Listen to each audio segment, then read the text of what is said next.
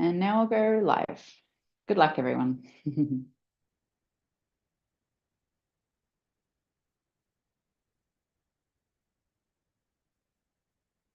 Hello, everyone. Welcome to the e-Residency live Q&A. We'll give everyone a minute or two to join. I can see that there are already a lot of you streaming in. So you can start. Thank you, Arjun, as always. You can start by introducing yourselves in the chat. Let us know where you're tuning in from around the world. I saw in the registration list that there are people from all over the world. So we'd love to hear where you're tuning in from. And we'll get started with the slides in just a minute and introduce ourselves as well.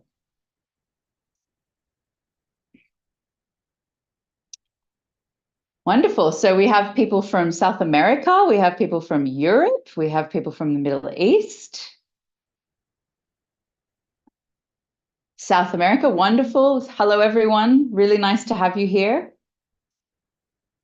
And I hope that we can answer some of your questions today. And let us know also if you're an e-resident already or not yet, or you're thinking about it. And if you are thinking about it, you know, what sort of things are you thinking about with e-residency? And while you're continuing your chat and networking in the chat, we can get started with the webinar. So I'm going to share my slides and I will turn it into a presentation. We can get started. Okay, so as I said a minute ago, welcome to the live Q&A with the e-Residency team and guests. It's an opportunity for you to ask us all your burning questions about e-Residency, and we will try and answer them as best we can.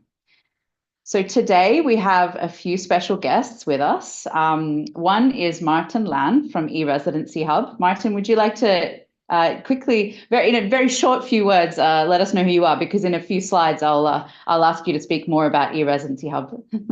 Yes, Hannah, thank you very much. And ladies and gentlemen, good afternoon, everybody. My name is Martin. I'm from one of those service providers to the e-Residency community. My company is called e-Residency Hub, and I am one of the founders of this company. So we've been working with e-residents for the past 6 years and are happy to continue serving at least a community of at least 2,000 clients as it currently stands. Thank you. And we also have a very special e-resident guest, Thabo Mbuyisa. Thabo, I can just see you're here. Yes. Would you like to just quickly say a few words about yourself for the audience? Yes. Hi guys. So I'm the guinea pig, as she said, for the residency program, and I have a very interesting story for you guys.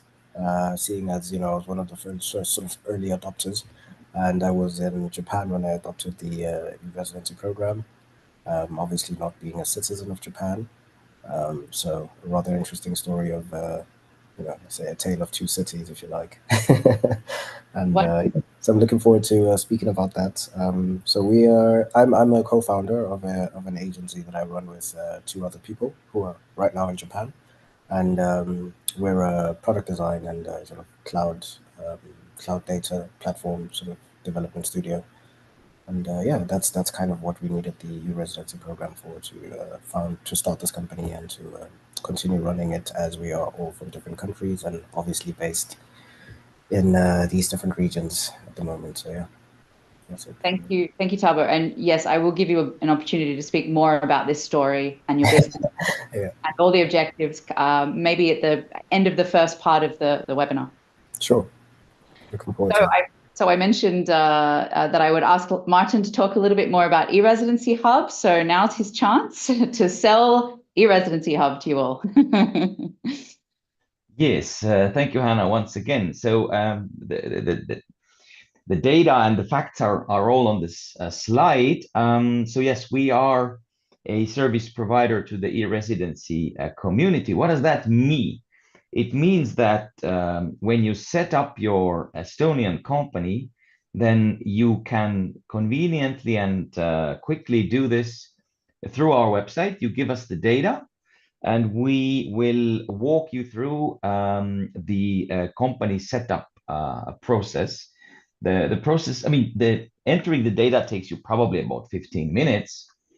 And afterwards, it takes a day or two for the Estonian court to process that application. So essentially, you should be able to get the company up and running in a matter of 2 or 3 business days. And then once the company is established, then we offer you a legal address and contact point here in Estonia. So, and we act as a mailbox. So if there is any correspondence that is sent to your company in a physical form, say as a letter or something, sometimes, for example, even Amazon sends postcards to people with login codes, etc.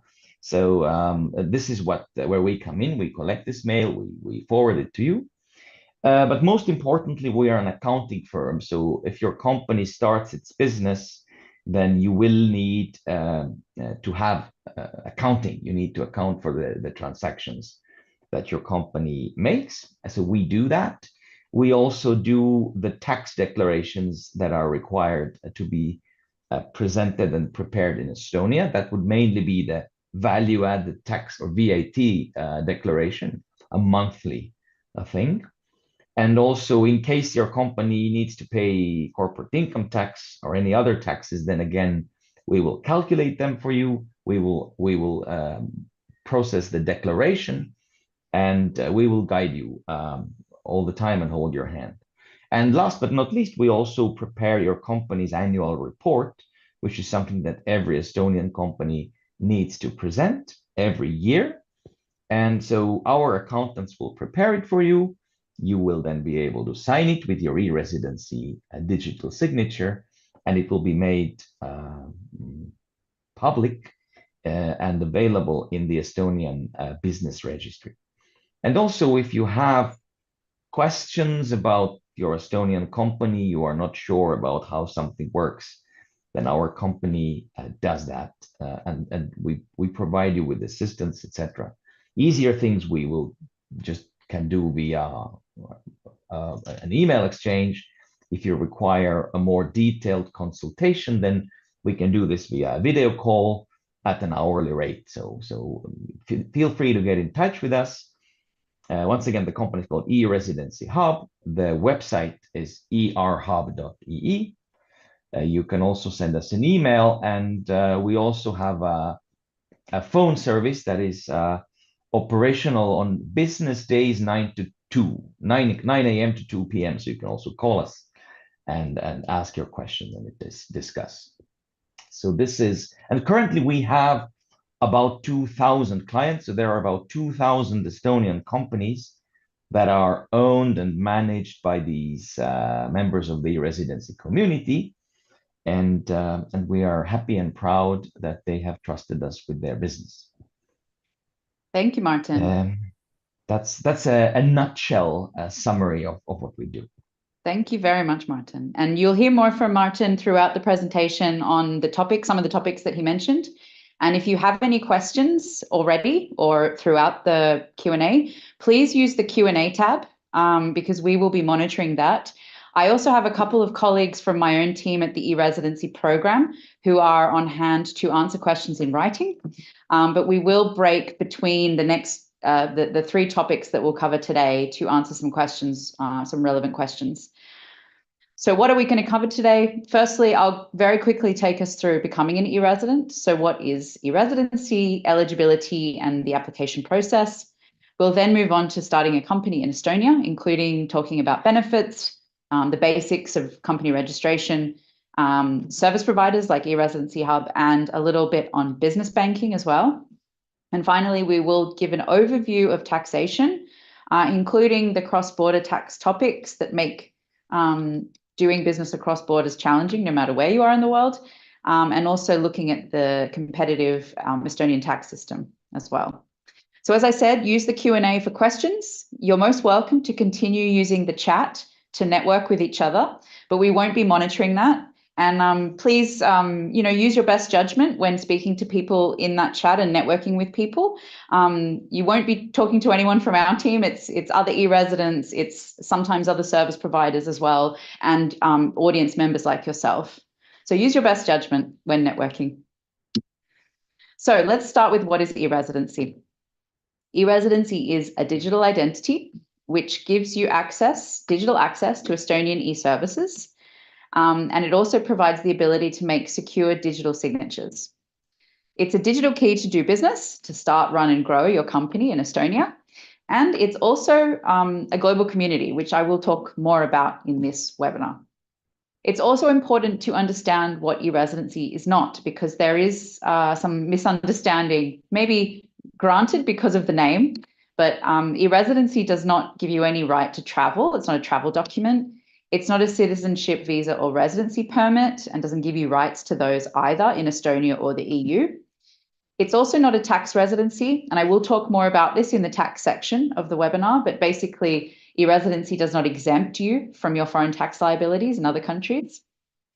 It's not a business bank account, and it's not a personal bank account. It doesn't guarantee these. Getting access to these accounts is at the complete discretion of the banks and fintechs who offer them.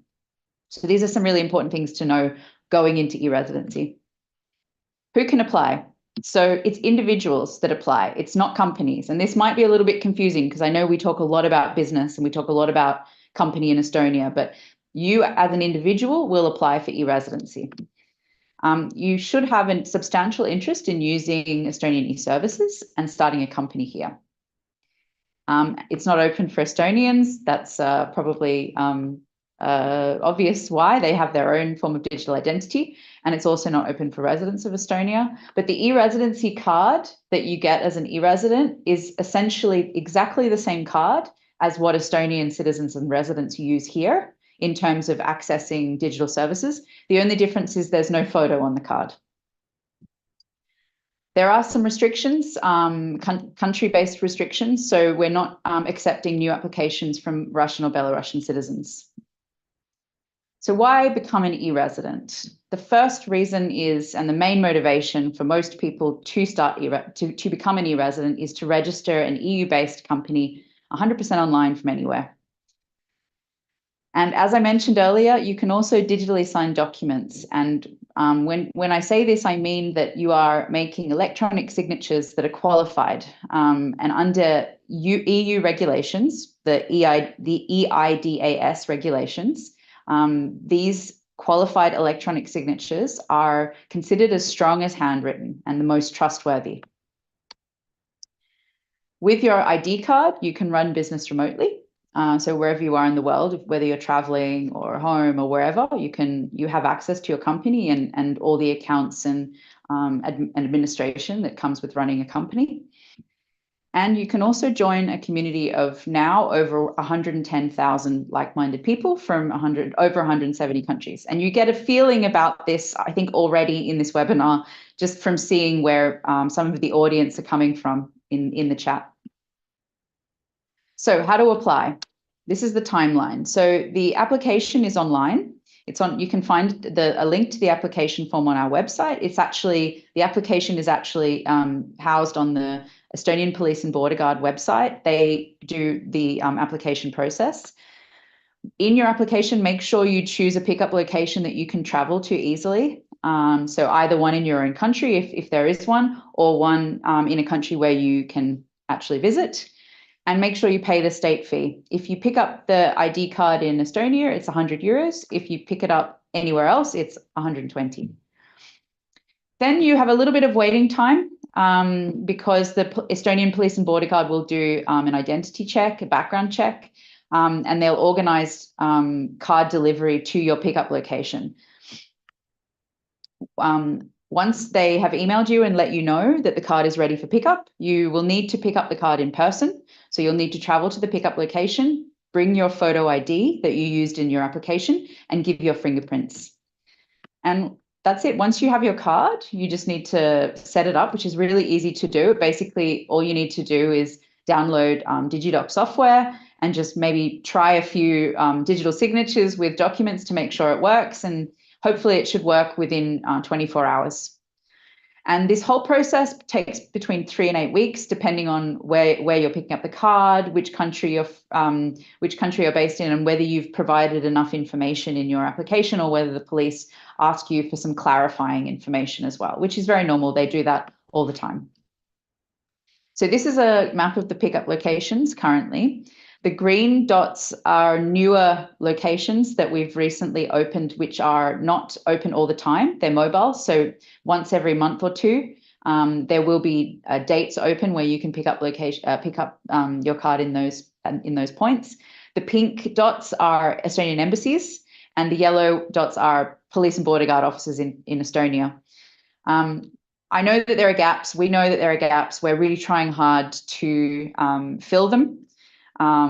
It's because it is a statutory process, it is a long process to do this, but we are definitely working to try and increase the number of these mobile pickup points, these green dots around the world, to fill in some of the space that you can see here.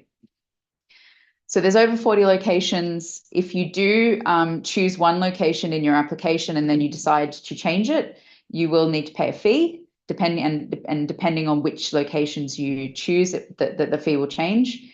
And if you need to travel to another country, make sure you have the legal right to enter that country before you start traveling. Okay, so we're going to break here a little bit and have a look in the Q&A tab to see if there are any questions. And while we do that, Thabo, I might ask you to introduce yourself a little bit more. I've put up here some of the points that we discussed before the live Q&A, but feel free to talk away about yourself. Sure. Just responding to a question quickly here in the chat. No problem.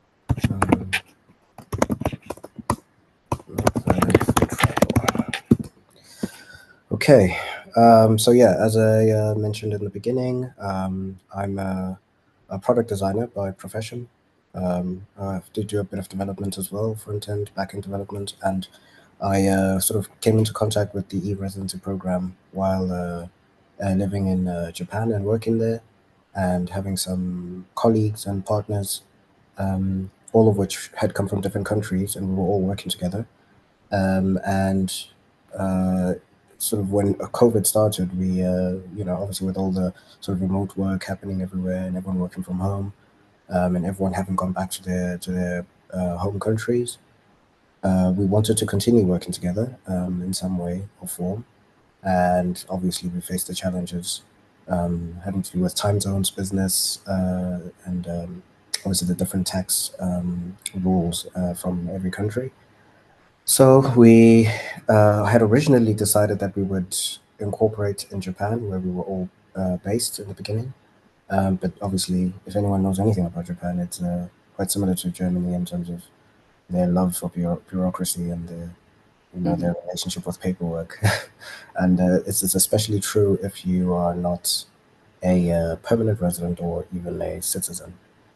So in order to facilitate the establishment of this company, we came across the e-Residency program. And at this time, I would say, I mean, this was back in like, what, 2020, 2019? There wasn't as much information available as there is now, about the e-Residency program, especially for people who are just kind of looking for it by themselves. All we had was the website, and we pretty much just used the information that we found on the website and did our own digging, and came across one office, which is also a partner of the e-Residency program. I don't know if they already were at the time, I don't know, but we kind of used their services independently at the time. And what they are is they help with facilitating documentation for starting a company, these articles of association documents, founders agreements, and drawing up the sort of legal the legal documents and the correct legal terminology for founding the company. And we use their services independently and paid them separately, obviously. And they are very good, in particular with clients that are using the e-Residency program. So I would highly recommend them for sure. And I swear I don't work for them, but yeah, just if you are looking for, I saw in the chats there were some questions about templates for writing up articles of associations and founders agreements and such, I would highly recommend using one office to get that kind of paperwork done in the correct way, that it would be accepted. In any case, we found that the e-Residency program was particularly great for us because of, as I mentioned before, all of us having been living in different countries, being residents of Japan, but obviously having citizenship in different countries. So as you can imagine, the sort of rules around founding a company, let's say if you live in Japan, which now I live in Germany, but same principle applies. Your country of origin, and obviously the passport that you're using that allows you to have the sort of residency in that country is not very useful when it comes to trying to start a business, let's say, in that country where you're resident. And this is where e-residency comes in, because at this point, it doesn't matter really what your country of origin is, or in fact, even where you have the sort of legal residency to live or to reside. In a sense, the company itself, or the establishment of this company, the company itself is a resident of Estonia. Although there is no physical office. Obviously you can have one if you like, but there is no physical office, and it's just digitized as much as possible, which actually allows for avoiding a lot of the paperwork having to do with sort of what they call permanent establishment, which is essentially if your company has physical assets and let's say physical office and people working there, you have to worry about things like double taxation. This is why I mentioned this idea that maybe a citizen of South Africa, a resident of Berlin, and having a company in Estonia, obviously you have to worry a lot about, are you conducting business in a country that's not associated with your, citizenship or permanent residency? What are the things you have to look for? What are the tax laws that you have to be aware of? So e-residency really helps with alleviating a lot of the stress, because as I say, you kind of skip over the fact that, just skip over a lot of the permanent establishment issues, because mostly it's digital. Yeah, obviously it facilitates easy communication and collaboration with people from all over the world. And especially when it comes to, let's say, paying profits, let's say paying salaries out of profits, and obviously making sure that everyone has like similar shareholding of the company, regardless of where they are. All of this is extremely simple. I can't even stress how simple it is. And it obviously allows for your company to scale easier as well. That means you can add founders and partners and obviously employees if you decide to have them from anywhere really. And the scale of that growth is expedited by the fact that there's not so much paperwork to go through and everything is signed digitally, as I said. Yeah. What else? I don't know if I should explain anything else about myself. Well, the company that I work in, I guess our global design collective. I don't want to get too into that because I don't want it to be like a sales pitch. But it's pretty self-explanatory. I mean, we're a design collective in the sense that I've just explained. We're just developers and designers from various countries, having initially met in Japan and decided that we really enjoy working together.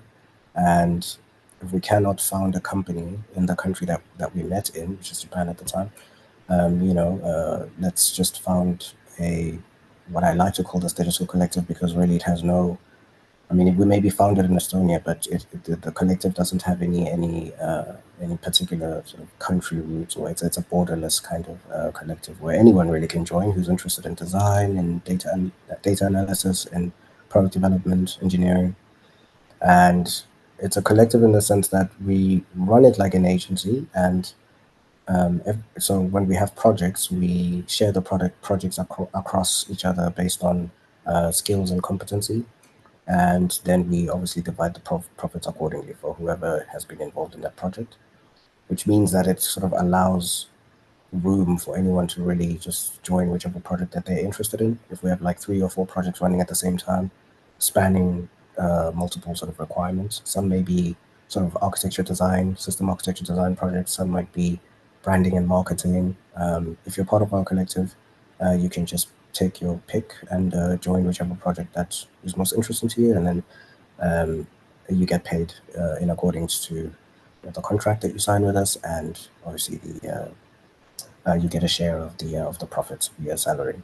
This is perfect for us because of, I suppose, what will be mentioned later on, the fact that e-residency program also allows tax-free reinvestment into the company. So as our collective sort of grows bigger and we buy equipment for people and especially software and subscriptions for all our, I don't like to call them employees, but let's say members.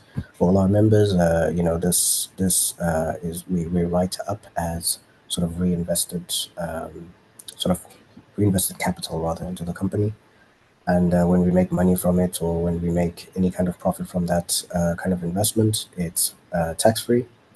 And when we pay salaries, it's I think a 20% tax rate that's on that salary.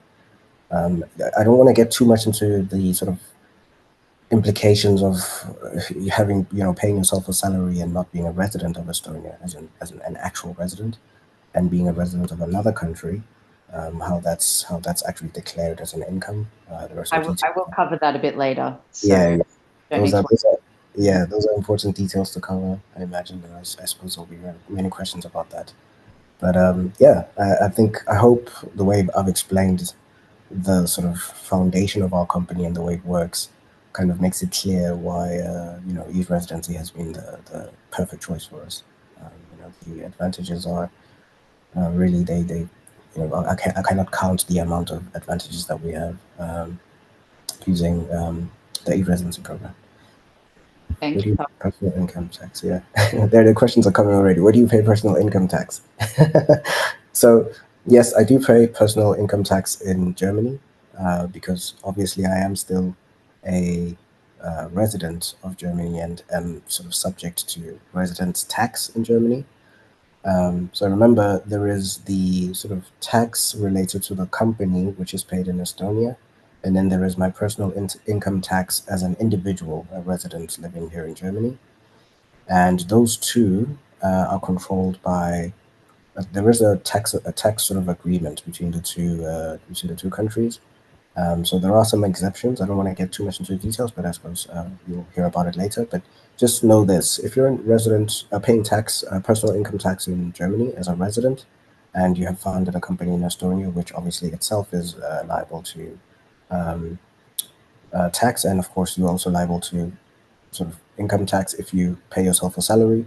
There is a tax treaty between the two countries that manages how those two taxes interact with each other, given the fact that you're a founder or an executive at that company. But you will hear about that in more detail later. Yeah, so to answer your question, yes, I am paying in tax in Germany. That's to run away from authorities. And I'm paying tax in Estonia as well. Thanks, Thabo. And I think we should move on because we Yeah, want to. please. I don't want to take too much of your time. Excuse me. No problem. No, because I think you already answered a lot of questions in your when you were speaking, so it's really good. But Okay. a couple of people have just asked for clarification on co-founders. So to start a company with multiple co-founders in Estonia, it's much easier if you all have e-residency before you start the company, because that means you can all log in to the registry and do the digital signature to make the company.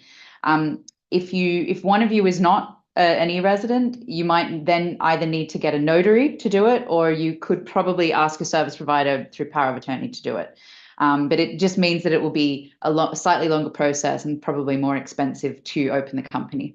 So I think that answers a couple of people's questions who sort of had similar types of questions around that. Yeah. And then one other. Sorry, can I just answer one question related to that quickly? Yeah. That's here. Probably important, I guess.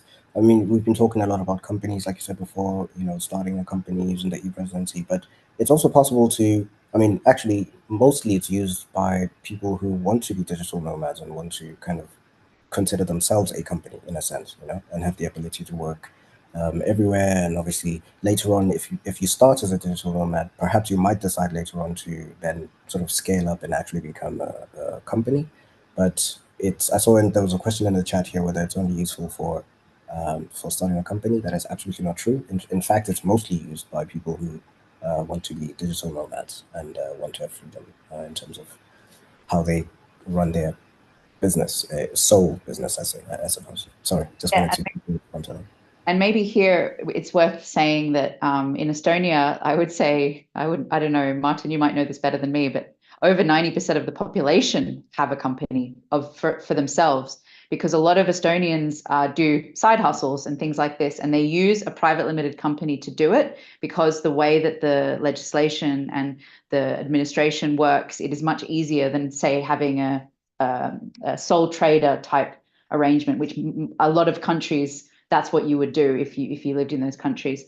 So when we say start a company, we're actually talking about like legally incorporating, having a legal entity that you incorporate. It happens to be a private limited company, but it works much better for individuals if you're working, say, as a consultant, if you're traveling around the world and you're invoicing clients and getting paid in that way. So that's what we're talking about when we say start a company. We're also talking about startups. We're also talking about small to medium enterprises. We're talking about multi-co-founder companies like Thabo's, and e-commerce businesses and many more. So don't think of company as just, you know, the sort of traditional business that you're starting when you get e-residency. I'm going to move on to the company formation part because we've kind of already started talking about it. And I might get Martin to help me with some of these slides because he, as he said before, he has over 2,000 clients that are Estonian companies. So he knows a lot of, you know, their opportunities, their barriers, their day-to-day dealings and issues that they're having. So I will ask him to maybe drop in here a little bit where he can. So the first question you might have is, why do business in Estonia? And this is how we like to present this. It's e-Residency provides entrepreneurs with a really great place to do business, 100% digitally and from anywhere. So that's why it's great for digital nomads, because you can take your business on the road, but it is also great for people who maybe not necessarily like strictly digital nomads, but they want a location independent business. Here are some of the more specific reasons. I think Thabo mentioned this one himself, but ease. E-Residency and having a company in Estonia, it's very easy. Whether you're starting, it's very quick, as Martin said at the beginning. Whether you're running, accounting, VAT returns, declaring taxes, submitting your annual report, all of the regulations around them in Estonia are designed to make them as easy as possible. And also the online portals themselves are constantly being improved to help with user experience and simplicity. Trust is another factor. You can do business in the world's most advanced digital country. I did see someone asking about military security, and this is definitely not my forte to answer this question, but I know that from a digital perspective, Estonia has their entire e-services backed up in the cloud and also in data embassies in, for example, Luxembourg and other countries. So there is a level of cyber security and digital security in Estonia that's fairly unparalleled around the world. And that at the center of that is both the digital identity that everyone has, which has your unique identifier, you have your PIN codes. So there's like a blockchain-like connection that you make whenever you do transactions. And on the other side, the foundations of the actual system itself, the X-Road, where the government agencies talk to each other, your data is kept extremely secure and private, and things run seamlessly through that way. Third one is opportunity. And here we're talking about funding opportunities. We're talking about startup programs, so accelerators and incubators. If you're looking for mentoring programs, other entrepreneurship programs, Estonia has like a real wealth of them. And investors do consider Estonian companies very highly when they look at your pitch, essentially, for your business. And there's also opportunities around taxes, which I will talk about later. Estonia has the most competitive tax system in the world.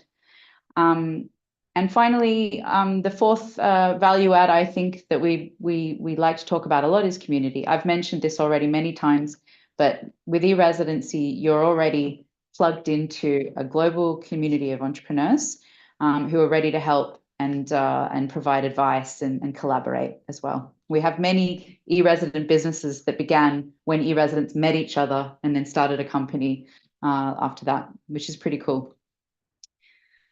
On this slide, I have some stats about comparing business environments. I'm not going to read out every single thing.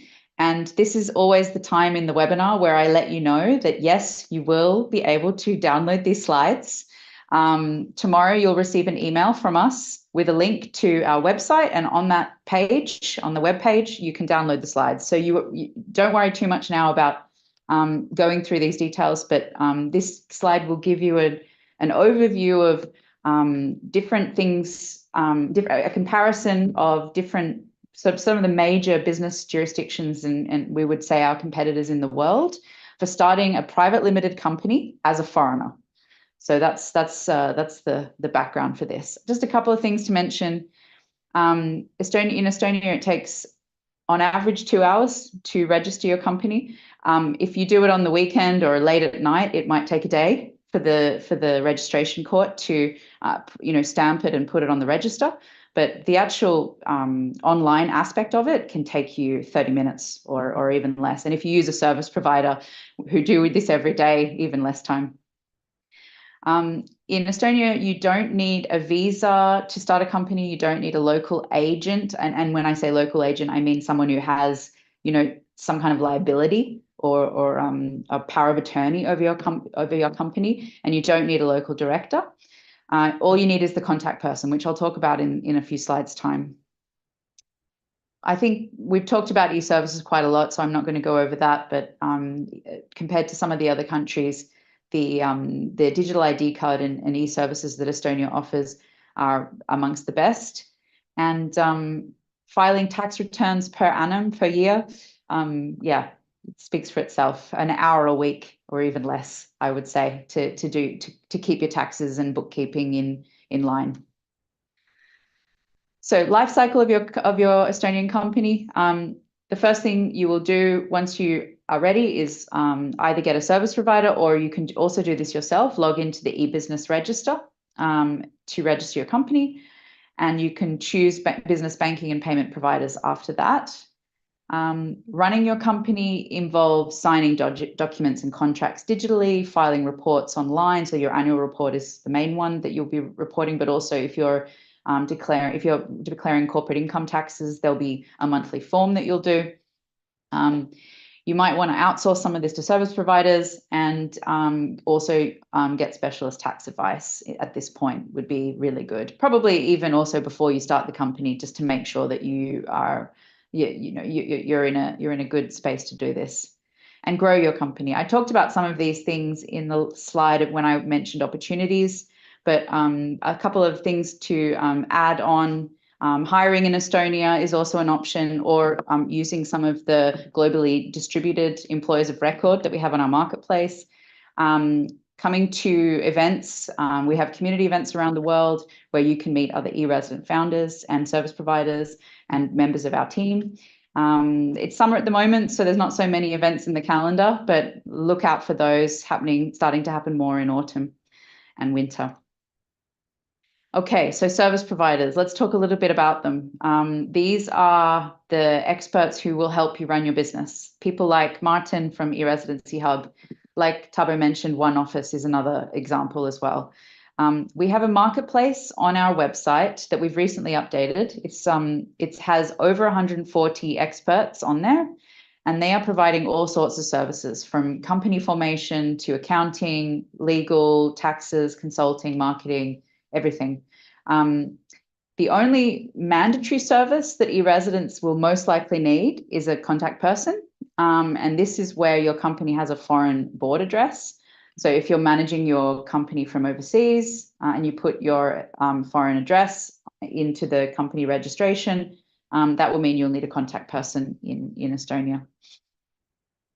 On the marketplace, which I highly recommend that you visit, it's on our website. you can find all the service providers. You can filter them by the services they provide. Some of them provide lots of packages as well. I think e-Residency Hub provides several different layers of packages for different prices. So you can actually get you can get a real feel for how much you might be spending on your company over the at least first year of running business by having a look on there. And we also on our website have a funding portal of entrepreneurship programs. This is sort of fairly new. We launched this earlier this year or the end of last year, and we're growing it all the time. At the moment, there are 66 entrepreneurship programs, which include grants, investment opportunities, accelerators, incubators, funds. It's the most comprehensive English collection in Estonia, and we only put opportunities on here that e-residents can be eligible for. So you are welcome to them. There's a link there, and you'll also find it as funding opportunities on our website as well. Okay, I know that a lot of people are asking about costs and also company types, because I sort of mentioned company types before. So the private limited company in Estonia is known as the OÜ. It's the most popular business form, not just for e-residents, but also for Estonians in general. And it limits shareholder liability to the minimum asset capital. It has a simple online registration process, and it's suitable for all types of businesses. So you will hear about people who have a side hustle that have an OÜ. You know, they have an OÜ for their family business, selling pickled cucumbers, or you will also hear about some of the biggest companies in Estonia that have an OÜ. And you can be one shareholder, one board member, or you can be multiple as well with an OÜ. It's very flexible in that sense. Share capital starts from €1 cent per shareholder. There are other types of companies, but given we are running out of time, I'm not going to go into those in much detail, but you can find more information on our knowledge base about those. Let's talk a little bit about costs. So I mentioned the e-residency costs.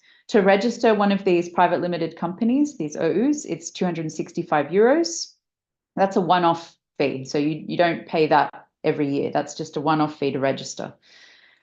Contact person, you can get away with between €200 and €400 per year. You may find less, you may find more, but often you'll find that the contact person is rolled up into packages. And packages which include, say, basic accounting, can start from about €50 per month. So, you know, back of the sort of envelope calculations, if you do it yourself, and here I mean you only have the contact person, you don't have a package or an accountant, you're looking at, you know, just under €600 for the first year. With accounting support, that's more like over 1,000 to get started in your first year with your business. Okay, I'm going to talk a little bit about banking, and then I'm going to ask Martin to sort of add his thoughts on these topics, and we'll have a look at the Q&A and see whether there's some good questions to answer. And then we're going to turn to taxes after we've answered some questions. So there are 3 options for e-residents when it comes to business banking. And this is because the law in Estonia basically says you don't have to have an Estonian bank account for your Estonian company. You can have a bank account from any payment institution. So that's banks and also fintechs, these more modern sort of online banking companies in the European Economic Area that are based in the European Economic Area. So this means that there are sort of 3 broad options for e-residents. First are these fintechs. And why have I put this in green? Because this is the one that we recommend the most for when you're starting, particularly when you're starting. You can open an account online. There's a really wide choice. And in the next slide, I'll show you some of the choices. One of the disadvantages maybe for many people is that they don't provide credit. They're not usually credit institutions. They don't give business loans. But, you know, hopefully by that point you will be able to have enough business transaction and credit history to gain a bank account so that you can get a loan. Another option is to use a bank in another European country where you have an existing client relationship. This is possible. We know, I think at least 20% of e-residents who've used this possibility. And I think that the best way to do this is to approach your current client manager at your bank, especially if you already have an account with them with your own business in, say, another country, and see whether they would be willing to open up another account for your Estonian company. And then the third option, which is the first on the slide, but I always say this one as the third option, is the Estonian bank, because it is the most difficult one to get for e-residents. And that is because you have to visit the bank at least once. So that means coming to Estonia. And you have to prove that your company has a strong connection to Estonia, that you have 50% of clients, 50% employees, at least 50% partners working on your venture with you. Some of the things that will help you get there are, for example, if you have an office here, if you have employees here, if you are in one of these entrepreneurship programs that I mentioned, so that you're spending a lot of time here and you've got investors that are Estonian based. Some of these things will convince the bank that your company has an Estonian connection. But for many of you where this might be, your first year of business, doing business and operating, it's more difficult to prove. So this slide just gives you an overview of the two Estonian banks, LHV and Co-op, and then the several fintechs that we have on our marketplace. So you will find all of these brands on our marketplace, and you can feel free to have a look and see if they work for you. And at the bottom of the slide, I've also added some of the payment gateways. So if you have an e-commerce company and you're looking for a way to get paid for your products, either on your own merchant website or through, say, Stripe or other marketplaces, here are some options as well to help with that. So Martin, if yes, you thank you. Take over for a bit while I have a look at the Q&A and take a break. Yes, have a glass of water. There's a lot of information flowing your way, guys. I think you went through the banking bit, and yes, from my side as well, overwhelming majority of our clients, they opt for these fintech solutions. In our case, Wise is the most common one, but the others, there's a large list of fintechs that can open an account for your Estonian company. What you need to be aware of, though, is most of these fintechs have some restrictions about where the board members of the company are actually from. So the fact that you have a company in Estonia is one thing, but if you don't live in Estonia, then there might be some restrictions. So please check those before you start, or you can always write to the customer help desks of these fintechs. There was a question about share capital, and I wanted to explain that a little bit. So first of all, yes, you can start the company with a very small share capital, 1 cent essentially.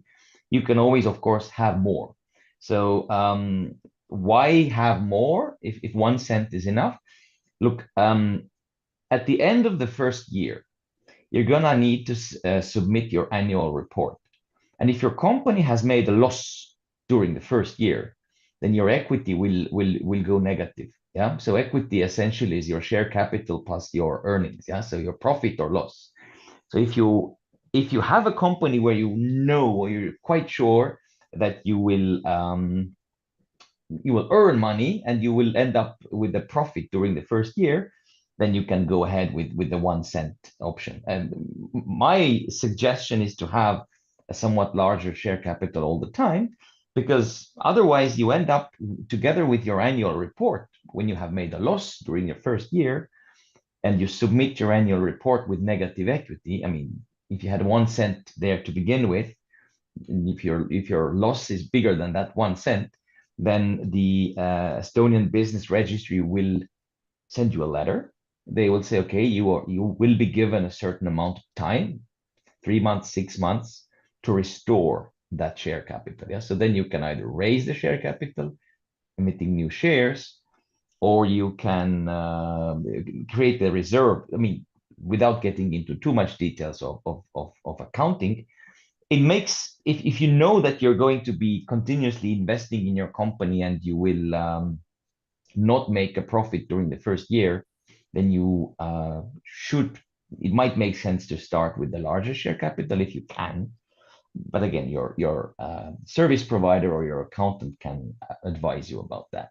Now, there was a question about, essentially taking money out of the company at the end of the day, because everybody starts companies, people are in business in order to make money. Yeah. So if you are successful and your company has made profit or can make expenses towards paying you, then you basically have two options of taking money out of the company. Option number one is that you pay yourself a salary. It's a normal process. Most companies in the world have employees. Somebody gets paid for doing the work. So if you get paid from your own company, then that is also a salary. If you don't live in Estonia and you don't work from Estonia, then this money that you pay yourself as a salary, it is not taxed in Estonia. Your Estonian company doesn't pay any labor-related taxes. You get this money out of the Estonian company and you pay it to your personal bank account in wherever you are. But now comes the important bit. So you have to understand and know, where is your tax residency? Usually your tax residency is in the country where you live, but not always. So you need to check with somebody from your side. So once you have received this salary, then at the end of the year, in the country where you live, according to the rules of the country where you live, you need to submit, most likely, an income tax declaration. And you have to say, I work for a company located in Estonia. I have received, I don't know, 10,000 or 5,000 euros in salary from that company. And then you pay income tax, whatever tax you need to pay in your country, according to the tax rules of your country. So that's option one. The option two, which can be combined with option one, is that your Estonian company pays dividends. Yeah. So your company has made profit and you pay dividends. In this case, and doing a little side story here, Estonia does not have a 0% corporate income tax. Estonia currently has a 20% corporate income tax, and starting from next year, corporate income tax will raise to 22%. The trick is that this corporate income tax of Estonia is only applied when you take out dividends. Yeah. So in most countries in the world, at the end of the year, when a company hands in their annual report, they will say it's either a profit or a loss. And if it's a profit, you pay corporate income tax at the end of each year, not in Estonia. So in Estonia, you pay it only when you take money out. In very simple example, if your company has made 100,000 euros of profit, and this money is on the company bank account, and you decide, fine, I'm going to take it all out. So what then happens is that your company pays corporate income tax of 20,000 euros, that is 20%, to the Estonian government. This is your corporate income tax. The remainder is 80,000 euros that you as a shareholder, or if there are many, then according to the percentage of their shares, will get as their dividend income. And this money then, you need to again declare in your home country. And you say, I own shares in an Estonian company, and I just received 80,000 in our example of dividends. Corporate income tax has been paid in Estonia, and whatever my personal income tax is on that earning is up to whatever your country rules are. So this is the second example.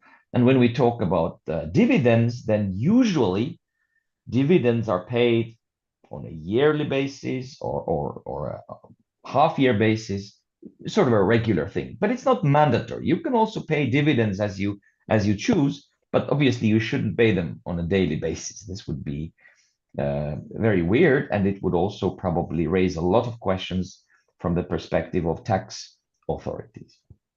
And the last thing I wanted to talk about was liquidation. So sometimes things don't work out, and you might end up in a situation where you say, okay, having a company in Estonia is not anymore something that I want. So a company in a bit is like a child. I mean, you cannot just abandon it if you get bored of it. Once you have set up this Estonian company and you want to close it, you don't need it anymore, there is a procedure of liquidating or closing down the Estonian company. Again, your service provider, such as our company, e-Residency Hub, we can help you with that. The process takes about six to 7 months. And the reason it takes so long is not because you have to do a lot of things, but you need to just wait. The procedure contains a part where you publish this in the official gazette saying such and such company will be closed. And if anybody says that this company owes them money, please step forward or forever hold your peace. So this is just, there's a waiting period of 4 months there. So yes, it is possible to close down the company. It takes a little time, and different service providers charge different fees for doing that. Our fee, as it currently stands, is 400 euros plus VAT for the liquidation services. So this is my 5 cents to add to what Hannah has already said, and Thabo as well. So if you have questions, then I can clarify, or my company's contacts are in the slides. Thank you. So let's get on to taxes. Just warning everyone that we might go over. So if you're willing to stay around 10, 15 minutes, that would be really great, just so we can make sure that we answer more questions and we get through the taxes as much as we can. So I think both Martin and Thabo have mentioned that cross-border taxes, doing business across borders, means that, yeah, there are complexities that you're adding. If you're only doing business in your own country, you're staying in your country, or your clients and your employees are in one country, you only need to worry about the taxes in that one country. But as soon as you start having shareholders and founders, in Japan and Germany with South African citizenship or American citizenship, and you have clients in Australia or Singapore or wherever they are, then it starts getting more difficult. So when I talk about these concepts, I'm giving you an overview. I'm not providing any legal advice. I'm just giving you an overview and letting you know that this is not just something that you will face if you have a company in another country like Estonia. It would happen if you had a company in any other country. So something to consider about your own structure. If you really are very local and your clients are local, your employees are local, maybe you need to rethink e-residency. Maybe it's not right for you. But if you are sort of looking to make a truly global company with people all over the world, partners, clients, collaborators, then yes, it does make the administrative side of this easier because it's digital. All right, so the first thing I'm going to do is go through the main taxes to be aware of. So the first one is personal income tax. This is the tax you pay on your own in money that comes in to you individually. So your salary, your, say, rental income, if you have a property that you rent as a person, interest that you might receive on shares that you hold as an individual. And the main rule here is that you declare these taxes where you're a tax resident. So generally that means the country where you live, or at least spend the most time, say up to 6 months or more. The second type is the corporate income tax. This is declared where, generally speaking, where a company is registered and or has permanent establishment, or another tax board considers it to also have tax residency in their country because it's managed in that country. Estonia, as Martin, I think, and Thabo, both of you mentioned, has a very different corporate tax system from most countries. It's almost flipped. In most countries, as soon as you start earning profits, you have a corporate tax liability. It's not the same in Estonia. If you earn profits and you keep them in your company, you invest them in your company, you can use them for business expenses, you can use them for salaries, but you're not paying corporate income tax until you pay that money out as dividends to yourself as a shareholder or shareholders, if you have multiple. The third type, which I call social taxes, in some countries, this might be known as unemployment or employment contributions. It might be known as pensions or superannuation. There are different words for this. But generally speaking, these types of taxes are connected to where you as an employee of your company or your employees are located and registered. So that's where you need to be paying, making sure that you're complying with the local law about making sure they're getting their social contributions, their social security. If you're located, say, in Germany, you have your company in Estonia, you're paying yourself a salary from your company in Estonia, you will be doing your social contributions, these types of things in Germany. There is in the treaty between Germany and Estonia, there is an exception, so you won't need to do anything in Estonia. This is not the same for every country. It's the same for most European countries, and there are several countries like, I know, Australia, the Ukraine, I think I'm not sure about the US, Japan, a few other countries do have a treaty with Estonia where, there is an exemption, so you won't, it's not so tricky with that one. And the final type is the value-added tax, the VAT. Here I'm talking about European VAT, because there are GSTs or VATs in many other countries around the world. Talk to local lawyers if those types of taxes are applying to your company. But in Europe, generally you declare the VAT where a consumer, where you make the supply to a consumer, not to a business, but to a consumer. But in the EU, in recent years, they have made some streamlined regulations around online sales to consumers. So, for example, one-stop shop allows you to declare only in the EU country where you're VAT registered, the VAT on your sales to consumers, and then that will be shifted around the different EU countries depending on where the consumers are. There's also something called the import one-stop shop as well if you're importing from outside of Europe. There are thresholds though, so this is not like a blanket program. So there is a possibility that if you are selling goods to consumers that are over these thresholds, you still might have to register for VAT in different countries in Europe. But I understand that the EU is trying to make this more streamlined and change these types of things every year. So hopefully we'll see more improvements over the years.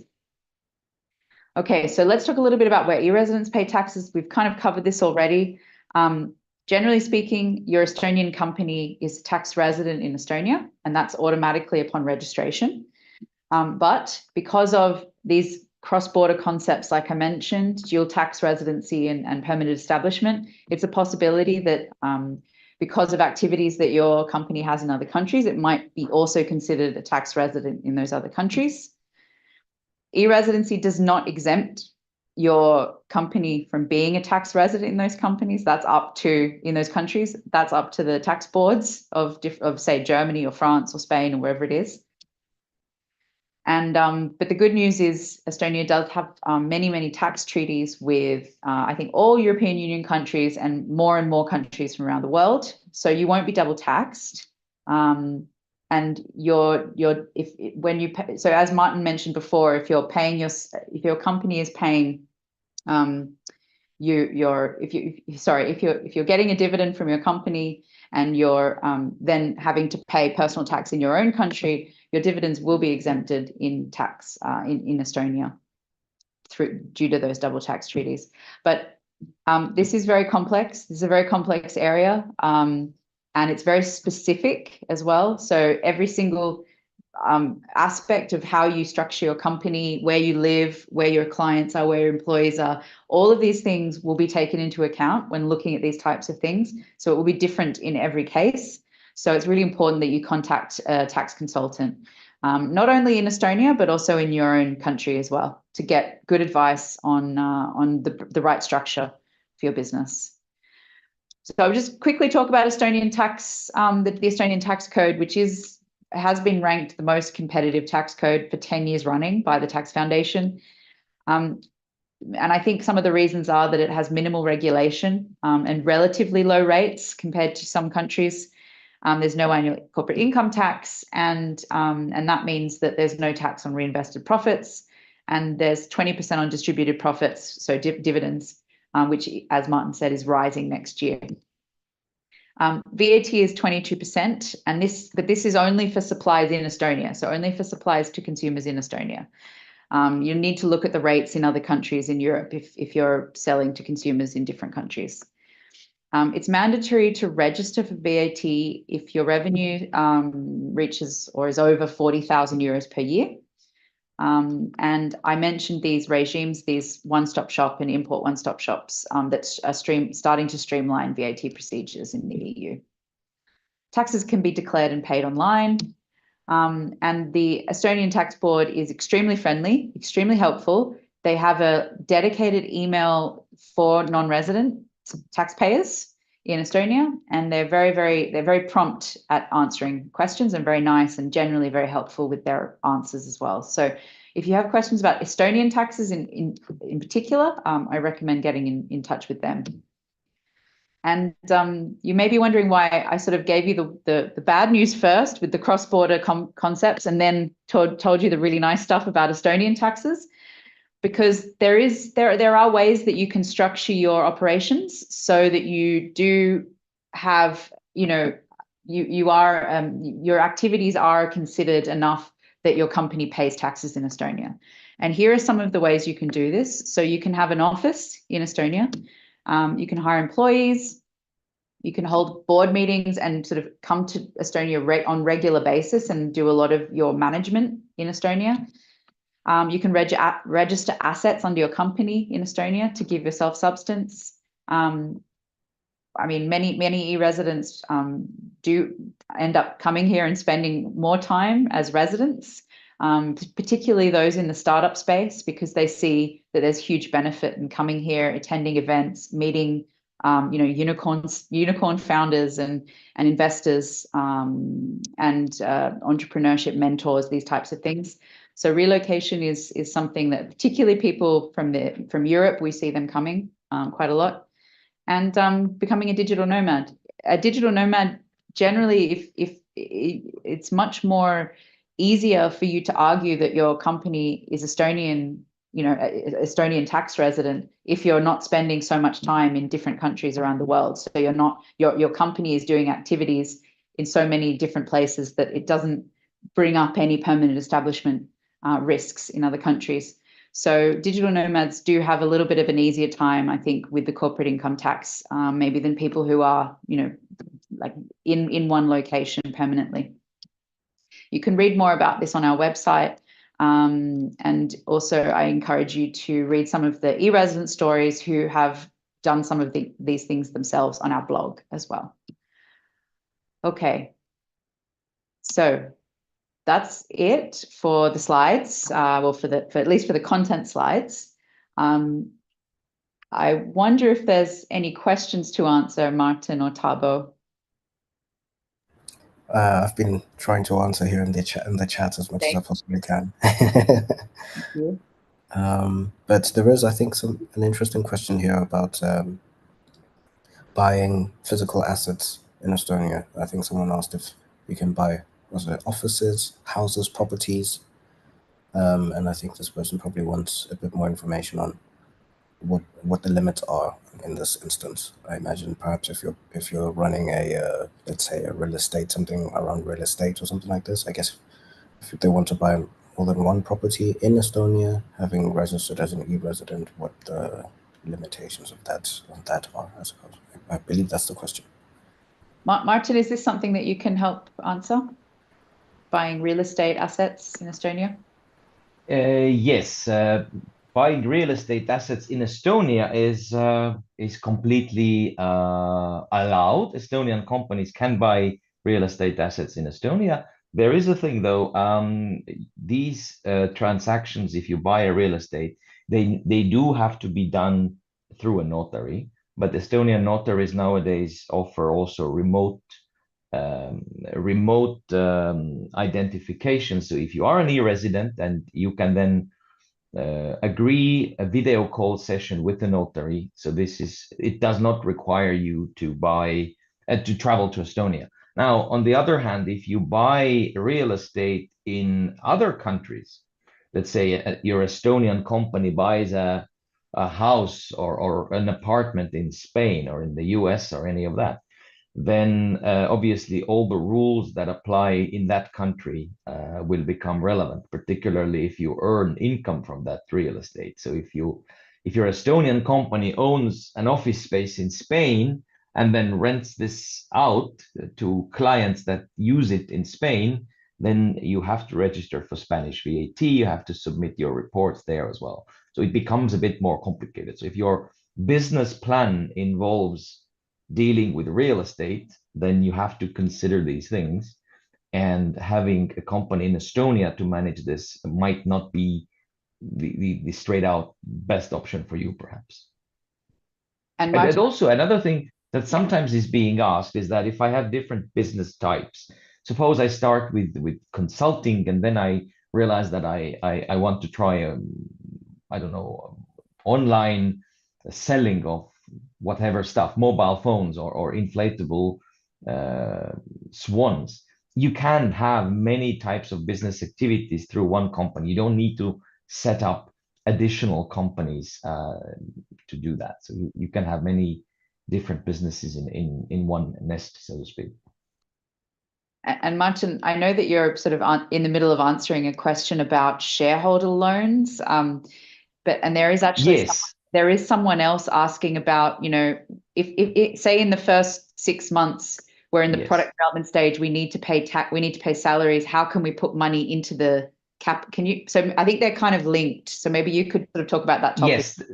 Yes. There's one option that I will send you an additional material after this webinar, or I advise people who are interested in that topic in more detail to maybe get in touch with us by sending us an email. We can clarify that further. There are many ways of solving the situation. So yes, it's perfectly fine for startups, and it's very common that during the first year these companies don't make any profit, and it's completely doable. It simply needs to be then set up properly in the business registry as well as in the annual reports. There are various kinds of reserves that can be made, and it gets very technical, and I'll be happy to respond to questions like these via the email later on. Well, I've put your email back up here so that if people didn't get it earlier, you can have a look here, info@erhub.ee. So send Martin an email, and if you have specific questions about injecting money through reserves, these kinds of things, it's probably best to get more of a tailored consultation, I think. Okay, so but I think there's, you know, just to make one clarification. So in my opinion, and I think Hannah and everybody shares that opinion, is that particularly for startups who have a continuous need to invest, who don't make money in the beginning, or even if they do, they reinvest that money and they grow. I think Estonia is one of the best environments in the world to be in. And also for more complicated shareholder options, there are, you know, stock options for employees, etc., etc. There are legal experts in the country that are well experienced in drafting these kinds of bylaws. So these things can definitely be arranged and tailored to the needs of the startup community. I must agree with Martin here. Actually, this is a really important point, a great point as well, because obviously, as you guys probably know, when you start a company in the beginning, this idea of reinvestment is important for scale as well. Like, remember, when you're running a startup, mostly your assets are, or let's say your capital, should go towards scaling as much as you can, you know, so that you can eventually be able to pay yourself, you know, like a sizable, or at least that the company can have a sizable profit, and then you can think about, you know, taking money out and, you know, and doing these sorts of things, like actually spending money on yourself or something like this. But this 20%, or let's say 0% tax-free reinvestment option that comes with e-residency is particularly important in this case, because obviously you spend a lot of money usually in reinvesting the capital to scale your startup. So if you get these sort of tax benefits on or let's say paying zero tax on these reinvested on this reinvested capital to scale, you scale much quicker, and also because everything is digitized and online, it also helps again, you know, with making the scaling much more rapid. So for those people who are interested in that kind of kind of thinking. I think definitely the e-residency program is what you should go for sure. Thank you. And speaking of this, I think we have definitely taken enough of everyone's time. So I'll close up the webinar now. What's next? If you will have a survey on your screen, so if you could fill the survey in to give us some feedback, it'll only take a minute or two. That would be really appreciated because we are trying to improve these Q&As every month. Secondly, if you have more questions, you can contact Martin. You can also find the e-Residency subreddit or our Facebook group, e-Residents of Estonia, or you can contact our support and you'll find our contact details on our website and apply. If you are not an e-resident and you've been convinced that this might be interesting for your business ventures, feel free to apply.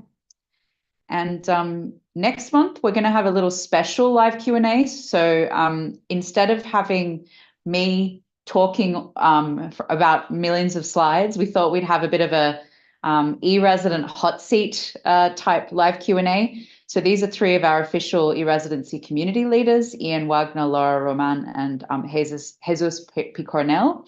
And they will be in the hot seat for asking all your questions about e-residency, about starting a business in Estonia, about community, about finding opportunities. So it will be a very different live Q&A to usual next month. So I encourage you to come again to get even more of your questions answered from those who do this every day. And apart from that, you can find a QR code here where you can download our slides. As I mentioned, you will receive an email tomorrow with this information as well. And you'll see that our website is linked here as well. So Thabo, thank you very much for joining. Any final thoughts before we leave today? Yeah, thank you for inviting me. Yeah, final thoughts are, as I said before, if you're gonna start something like a business, just always remember that you yourself are a business as well.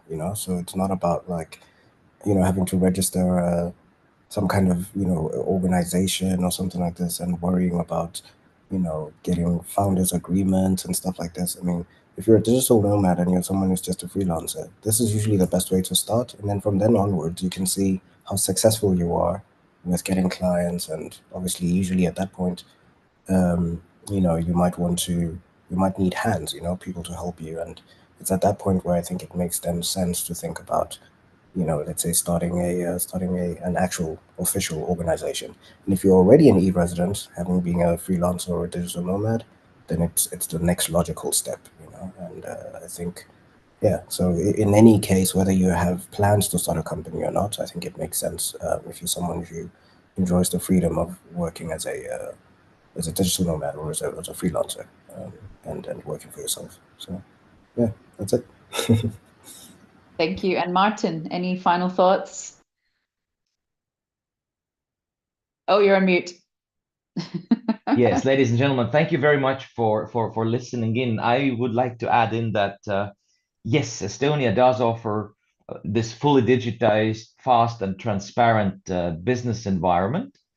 At the same time, you as current or future business owners, you still need to think about financial integrity, the fact that your documentation is properly in place, that you have that you know what you're doing, and that all the activities that your company does, meaning money wise, the money that you spend and receive, is well documented, it is business related, and it is properly organized. And as service providers, we will help you, but we will not be able to run your business for you. So your responsibility lies with you, but we are there with all the tools that have been discussed today to make it as easy as possible and make sure that you guys can focus on the creative part of running a business, rather than keeping your nose in the paperwork, even if it is digital. Great. Well, thank you very much, Martin. Thank you, Thabo. Thank you to my colleagues, Katrina and Greta, as well, for helping with the Q&A. And thank you all for joining us. And if you want to watch this again, this will be up on our YouTube channel, a recording, so you can watch again if you missed something or you wanted to hear something again. So thanks very much to all, and have a great day wherever